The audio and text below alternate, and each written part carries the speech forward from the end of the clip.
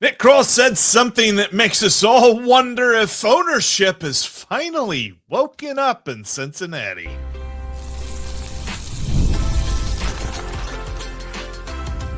You are Locked On Reds, your daily Cincinnati Reds podcast, part of the Locked On Podcast Network, your team every day. Welcome into Locked On Reds. Locked On Reds is part of the Locked On Podcast Network, your team every single day. We are now the #1 sports podcasting network in all the land. Thanks so much for helping get us there. My name's Stephen Offenbaker. His name's Jeff Carr. We love the Cincinnati Reds. We love baseball. We love talking about those things. We love talking about it so much that we've been doing it for a combined nearly 16 years now in podcast form. We love talking Reds baseball, and we love talking about that with you. Thanks for being here. Click subscribe, click the notification bell. You're going to get all the content we've got for you. On today's show, a little bit later, we are going to hear from Eugenio Suarez, and Gino's going to tell us why Cincinnati was the perfect fit. That's coming up here in just a little bit. We're also going to figure out now, where is everybody going to play? Nick Krall told us a little bit about what he foresees as roles for guys on this team. We're going to get into all that here in just a couple minutes, but where we are going to start is with Bob and Phil's excellent adventure. That is right. We're going to be talking about the Castellinis, and we're going to discuss the potential, the possible shift in philosophy and why it might have happened that allowed this Eugenio Suarez signing to happen in the first place. We got all that for you on today's show that's brought to you by FanDuel. It is last call for football, folks, over on FanDuel. If you're a new customer, just bet $5 and get $200 back in bonus bets if your bet wins. Go over to FanDuel.com to get started today. All right, Jeff Carr, let's get into Bob and Phil's excellent adventure, because I'm telling you, there has been a shift. I'll beat you to it. There has been a disturbance in the force. Things have changed. They found the droids they were looking for. Whatever else the hell you want to throw in from Star Wars, I'm going to try and beat you to it today. Bob and Phil allowed Nick Krall to go outside the budget. Bob and Phil allowed Nick Krall to push past the hard cap they had set for him at the beginning of the offseason. Bob and Phil had a little bit of change of heart, and there are some reasons for it, I think. But let's start with your opinion, and I'll tell you why I think they made the move. This is very intriguing to me. And there's a clip from Nick Krall, because there was some great press availability from him talking about the Eugenio Suarez signing to Eugenio talking about why he signed here. And we're going to be playing a bunch of clips of that here on today's episode. But we wanted to start with this because this is very transparent, and it really makes me wonder. We went to ownership last week, and we talked to Bob and Phil, and we said this is probably where it's going to go, and what we're going to need that would be above and beyond our budget, and they approved it, and it was, we're excited to be able to do that and go get him. Now look, it's was not Nick as if Krall attending a press conference from like Synergy Field circa 1995? What? Where was he? really with a camera appreciate that is them, clearly, was he using yeah. like the original release of Skype to attend the press Yeah. conference? They're trying to terrible relaunch video. Skype is what it is. Yeah, I don't know what the quality of that one is. Like, really good stuff for 1993. But no, I feel like this just seems so shocking to me, and that's why I was shocked that the Reds made this move. In general, I mean, look, we're not talking about the Reds spending $60 million a year on Kyle Tucker, but we are talking about the fact that at the beginning of this offseason, we heard that there's a budget they're sticking to. It's a very regimented income that we're going to be using on improving this team. And all of a sudden that shifted whenever it came to bringing back a guy who they knew. And I think it's more of they want to see winning baseball than just, oh, hey, we could go bring back this guy that we know. But I certainly don't think that that's a 0% possibility in all of this. But at the same time, like the fan base's reaction to this has to be exactly what they were hoping for whenever they gave Nick Krall the permission to do this. Yeah, I think fan base reaction is a big piece of what's going on here, Jeff. I want to take you back just a little bit. We're gonna go back in time to Reds Fest, first of all. Having just been in a room with both Bob Castellini and Phil Castellini, Bob is not doing very much day-to-day running of this team anymore. You could tell watching him move around the room. He is the owner emeritus, so to speak. Phil is running things now.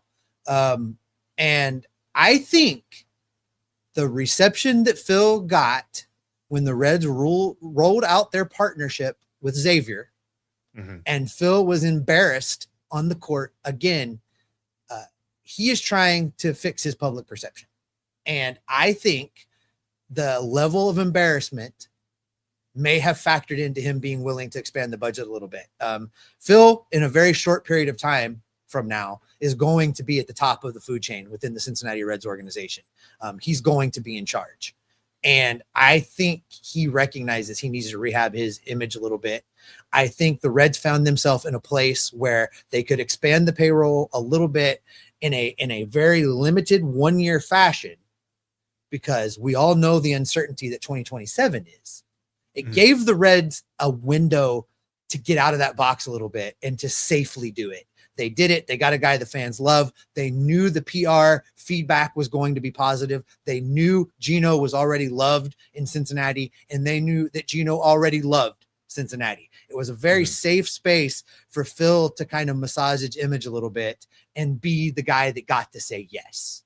I like that you use that word, though, massaged his image a little bit, because this is a start. This is the beginning. This is not hitting the reset button and now all is forgiven and everything is good. We've got to see how this moves throughout the year, because there's going to be a point where maybe there's an injury, or maybe there's a guy that just really hasn't figured it out, or there's going to be a need that arises on this team and the Reds need to go make a move. Are they going to be shut down because it's, well, look, we spent on Gino. What more do you want? We're done. We can't do any more of that. Like, this is the beginning of that. And if you continue to make necessary moves and allow Nick Krall to be able to put together a roster that we can all hang our hats on, because quite frankly, right now, one of the big things that we're not talking about is glaring holes on this roster. Is the outfield the best it could be? No. But we can live with that with some of the other parts of this lineup. The pitching staff looks really good and all this other stuff. We're starting to put the pressure on, okay, can the players go play? Because we don't have a whole bunch of who the heck is this guy out here playing at these spots. So I feel like this is a nice beginning, but he has kind of opened up another Pandora's box, because Steve, I don't know if you saw this or not, but this was one of those opinion pieces that came out in the Cincinnati Enquirer a couple of weeks ago. It was somebody, it was a letter to the editor type deal. I forget who it was that wrote it. It was not a regular staff writer over at the Enquirer, but they said it's time for us to forgive and forget the where you gonna go comments. And I say to that writer that I would say to their face if I ever met them in public, like, look, here's the thing.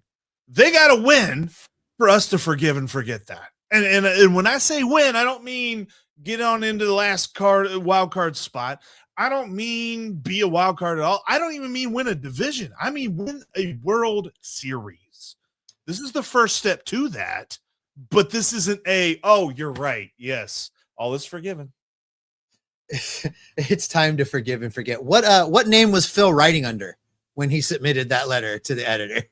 What the name was on the letter. But no, like, it was like, come on, dude, like, what are we talking about here? Like, he said one of the most iconically infamous lines that it has ever happened in Cincinnati sports, and there's going to be some big things he's got to do to fix that. It's going to take generations for that to go away. That is a one-liner that will live for generations, no matter what this team does. This team could win a couple World Series, and still from time to time, where you're going to go is going to come up. But look, I try to give credit where credit is due. And I do want to give credit to this ownership group for doing some things this offseason that are outside of their norm, that are different, that quite frankly, you and I had kind of landed in a space where, well, they're done. They're done. This is the team. This is the team we've got. And Hope is going to be the 2026 MVP. But then they did something extra. They did something different. So I want to acknowledge that. I will at the next Red Fest on the escalator, when we pass Phil, I will give him a polite nod. He'll get a polite nod for what he did this offseason. So there we go. Are you nodding to the left or are you nodding to the right? Like which way is just that gonna directly be? at him, as long as I'm not getting another death stare from him. But listen, Jeff, this signing of Eugenio Suarez has a lot of impacts on the team and is going to result in a lot of guys now playing multiple positions and playing someplace different every single day. Where's everybody going to play? We're talking about that coming up next. It's the last call for football over on FanDuel. One final Sunday, one last kickoff, the final chance to get in on the action before the NFL season officially comes to a close. It's Super Bowl 60, and FanDuel is making sure that you're right in the middle of it with a special offer just in time for the biggest game of the year. New users place a $5 wager, and if it wins, you'll get $200 in bonus bets. So many great things on the Super Bowl to check out. And, of course, you can also check out these MLB futures where the Reds' odds to win the NL Central somehow got worse after signing Eugenio Suarez. Make it make sense. And you can make sense over on FanDuel if you take the Reds plus 370 and win the NL Central. I got a good feeling about this, guys. I don't understand what projection systems are saying, what odds are saying. FanDuel, they might be giving us some free money here. Plus 370 for the Reds to win the NL Central. That's over on FanDuel, and you can jump in on all of the Super Bowl action coming up this Sunday. Make it count, because after the Super Bowl, ain't no more football for a little while. Visit FanDuel.com to get started. Thanks for making Locked On Reds your first listen today and every day, making us a big part of your lives. Look, you already live your team every day. Now, take it up a notch and go ad-free with the Everydayer Club. Go to lockedonreds.supercast.com or check the link in the description of today's show to find out more. You can get it for $5 a month or $50 for the whole year. Ad-free feed, members-only Discord access, and so much more. Again, follow the link in the description for the Locked On Reds Everydayer Club. Listen, Jeff, before we jump back into where is everybody going to play, I just want to give a quick tease because the truck departed Cincinnati. And if you follow Reds baseball, you know what I'm talking about. The truck full of equipment is on its way to Goodyear. Spring training is coming. Jeff, you and I are firing back up the everyday machine. We're back to 5 days a week. We're going to be bringing tons of Reds content. If you haven't, click the subscribe button at this point. Why not? But click that button, because let me give you a little preview. Let me tell you why. We are coming in hot in 2026. Locked On Reds is going to have you covered every step of the way all season long. There's going to be some extra stuff going on this year that's different from years past. I'm not going to tell you what just yet. You're going to have to subscribe. You're going to have to be around. But Jeff and I are going to be coming in hot with the content all year long. Make sure you're subscribed. Like, we love the Cincinnati Reds, and we want to help you love the Cincinnati Reds as much as we do. Whether or not the team deserves it, we're going to help that out. I know this, Steve, with all these moves, and specifically the Eugenio Suarez signing, as most people have assumed, he's going to play mostly at DH. I think there'll be a sprinkling of first base and third base, but for the most part, it's going to be there at the DH spot, which means some other dudes got to move around a bit, which I think is a good thing. Nick Krall actually laid out the plan as we head, as the truck heads to Goodyear. I think first off, we're going to go into spring training and let some guys get some acclimation to some positions. You know, Hayes, obviously Gold Glove third baseman, and he's a top-notch defender at third, and he's gotten better offensively when he came over here. So we think that he's got some room to run. He's going to be mostly at third base though. And then we've got Gino, who's going to get reps at first, third, and DH. Sal's going to get reps at first, third, and second, and DH. Spence is going to get reps at first, second, left, and right. So I think you're going to be able to piece everything together, but it's going to be some guys are going to get some reps at different positions, and we'll see how it goes in spring training. I love that. And let me be clear. Those guys all moving around doesn't necessarily mean they're going to be out of the lineup. All of those guys in those positions allows the Reds to continue to use the DH position for the way they like to use it, which is a quasi day off. You keep the bat in the lineup, but you keep the guys out of the field. You let them rest a little bit, and then you piggyback days off from there. I think that the positional flexibility that he mentioned there gives you the ability to do that. What he didn't talk about was anybody at shortstop, but with Matt McLain being the number 2 shortstop on this team, that's where the extra guys playing second base, the Sal Stewarts, the Spencer Steers of it all, are going to allow Ellie to get time at DH, Ellie to get out of the field, Matt to shift over to shortstop. You're going to see Spencer Steer in both corners of the outfield. I think that helps because I don't like that there are people out there penciling JJ Bleday in as like an everyday starting outfielder on this team. I don't see it that way. And I think this signing of Eugenio Suarez helps eliminate some of that pressure as well. So I think we're going to see a lot of positional flexibility create a lot of different looks, at least from where guys are in the field. I think the lineup itself, 1 through 9, will be pretty consistent versus right-handers, pretty consistent versus left-handers. But the way the defense sets up each day, I think is going to look a little bit different. There's going to be a lot of rotation going on. Yeah, I think that we are seeing some of the reasoning behind why Sal Stewart really cut down 26 pounds, at least reported, as to how much he lost, how much weight that he lost this offseason, is because he wanted to open up that flexibility. Because looking at him from last year was like first base, third base, DH. That's kind of where you feel this happening. And in the minor leagues, he played second base. This isn't as if they're pulling this rabbit out of a hat here. And, oh, yeah, by the way, Sal Stewart can play second.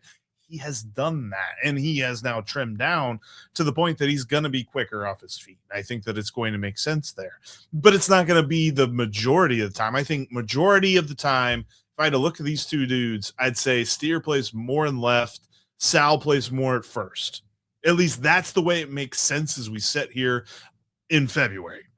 As we move throughout the season, that could change, but that's the point of opening up that flexibility in spring training. This is something that is worth noting as well. And like we talked about this in years past where, you know, we've seen Matt McLain get reps in the outfield. We've seen, what was it? CES got some reps out in right field at one point. Yeah, Noelvi Marte, that did work. Yeah, once for CES, but you know, that's enough for the Reds sometimes. But when it comes to how guys move in spring training, there is a lot of experimenting going on that isn't necessarily indicative of where they're going to play in the regular season. I don't know that I expect Spencer Steer to play in right field a whole lot. Like, I think he got like a couple of games last year and maybe a game or two the year before, but for the most part, it's going to be left field.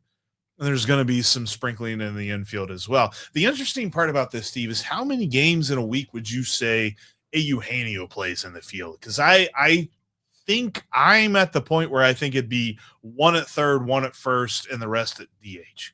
Right, and then an off day sprinkled in. I agree with that. That's exactly what I was going to say. That gets him 4 days as DH, once at first base, once at third base. Once maybe he doesn't start, he comes in later as a pinch hitter or whatnot. That allows you to continue to cycle guys through, get guys in all different positions, and everybody's getting all their at-bats, all their playing time. But you're also keeping guys a little bit fresher than in years past. Let me ask you this. Will we see Matt McLain in center field in Goodyear? Maybe on the backfields. Maybe in so? practice. I don't think it'll be in the game. I think we'll see him out there in a game. Because I really think they're going to lean into this positional flexibility. And there wasn't an opportunity for Nick Krall to talk about Matt McLain there, the way that question was posed to him. But I would have loved a follow-up question that would have been along the lines of, while we're talking about this positional flexibility, what do you envision doing with Matt McLain? Because if it were me, I would at least get him some innings out there in games in Goodyear so that if you had to during the regular season, it wasn't all the way back to the Arizona Fall League when he last played in the outfield. I would like to see him out there a little bit, at least getting some reps. There is no harm in it. And that's the thing. Like, get ready. February 21st, when the Reds and the Guardians play their first spring training game, we're going to start watching spring training baseball. And there's going to be some things that you're curious about. Lineup positioning is one of them. Different guys in different spots is another one of them. Guess what? It's about the reps. That's all that matters in this. Yep. So reps at center field for Matt McLain couldn't hurt, especially for the fact that you've got a guy out there that we love in TJ Friedl, but we know his tenacity breeds a little bit of, injury proneness, not to the point that we're like, just waiting for win, but there's a good chance that he could get hurt. Now, Dane Myers will be the guy that's right behind him, but to have another guy out there, there's nothing wrong with that. And that's kind of why I was going there. You just nailed it, because there is not a scenario where I want Dane Meyer in center field facing right-handed pitching. That cannot be a thing. So there has to be another plan. Right. Yeah. And then maybe Will Benson, and then maybe you have Matt McLain with that in his pocket, which I like the idea of the flexibility. Because I think, and this is the thing that people forget about Will Benson, is that he could play all three outfield spots. As long as he is just not a huge negative with the bat, I think that he's got value on this team. And the more that I look at this outfield, the more that I think there's still plenty of opportunity for the guy who had opportunity stripped from him in a playoff game. Dude's still got plenty of opportunity to make an impact on this team. And I'm happy to say that. But I know this, Steve. The biggest impact on this team, at least here recently, has been the new guy, Eugenio Suarez. And I'm sure Pirates fans would love to know why he chose Cincinnati over Pittsburgh. Well, his answer is pretty simple.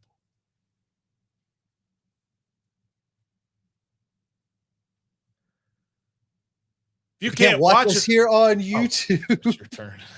It's my turn. Spring training. We got to get the rust off. We got to get back into game shape. If you can't watch us here on YouTube, you can follow us on every single audio podcasting platform that's out there. We're seriously on, I think, all of them. If you find one we're not on and you need us to be there, message Jeff. He can probably make it happen for you. You can take us to the gym. You can take us in the car. You can take Jeff for a long walk down by the river and get your Locked On Reds content audio form. Also, that is where the Everydayer Club lives, an ad-free audio version of the show, $5 a month, $50 a year. The link for that is down in the show description. You can find that at lockedonpodcast.com/everydayer. All right, Jeff. Eugenio Suarez is back. It became official yesterday. He was in town. He was at the ballpark. He was signing his contract. He looked good. The Reds shared a video of the reunion we all have waited for with Gino and Jim Day. That's what everybody wanted to see. It was smiles all around. Great to have Gino back in town. It really was. And I appreciate it. It was interesting because he was asked, why did you choose Cincinnati? And he had a quick answer. And then somebody followed up. They're like, we heard of different things and all these different markets that we're looking to bring you in. And you chose Cincinnati. So what's up with that? He gave a great answer with this, and I really wanted to play it all. It's perfect. That's why I'm here, because it's perfect. Perfect workout. Everything is right now is perfect. Beautiful, happy, and very excited to be back home. I mean, first of all, the Red was the team that I almost the offseason talked to my agents about me. They always asking. They always was internity on bring me back. And when you see when you put everything together, it make it easy for me to be back home. I still have my part of my family here. My daughter, she born here, and my wife and I think we make it the good decision to be back here. Obviously, when you put the chance for me and win the World Series or going to the World Series, talk with my agents that they make a really good job and put all the number together. And I think the chance to win, the chance to bring the playoff to the city, and the chance that we have with me and make a playoff and win it all.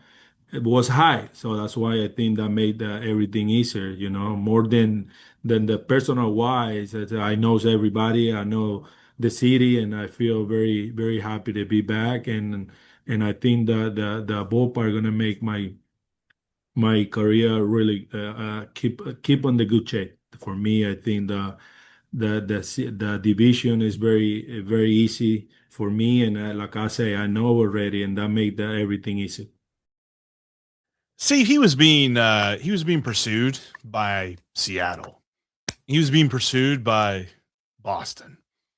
He's being pursued by Pittsburgh, but whatever. He chose all of them, and he looked at all of them, and he said, "My best chance to win is in Cincinnati. I think that would surprise some folks, but he seemed pretty confident. He did. And I can we start with the division is easy? I could love see him saying that as like, it's familiar, but like, I do love that he said it's easy. I love that. And, and again, this is, a guy he's come a long way doing English interviews and being comfortable doing that. And maybe he didn't mean easy, but I just love the way that sounded coming out of his mouth. The division is easy. Let's just go win this thing, Jeff. I'm ready to run through. Can we get a first pitch tomorrow? I am ready for baseball now. I am so excited. I love what Gino had to say there. You're right. He took a look at these teams and looked where he was the best fit and was going to have an opportunity to be a key component in getting to postseason baseball. And that is exactly what he is here in this city. He is a key component in this team being able to compete for that division, being able to compete for those postseason spots, being able to compete in the postseason. Gino is a difference maker. I love that for him. I love the ease in which he is going to be able to slide right back into the city and the way this city is going to embrace him.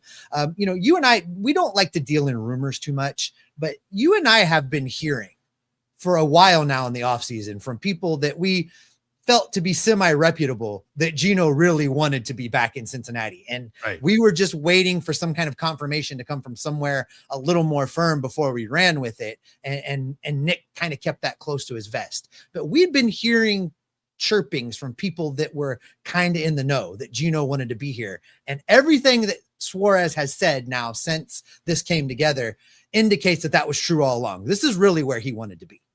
And we know for a fact he's going to wear number 28. Saw them posting photos of him wearing a Reds uniform that had the number 28 on him.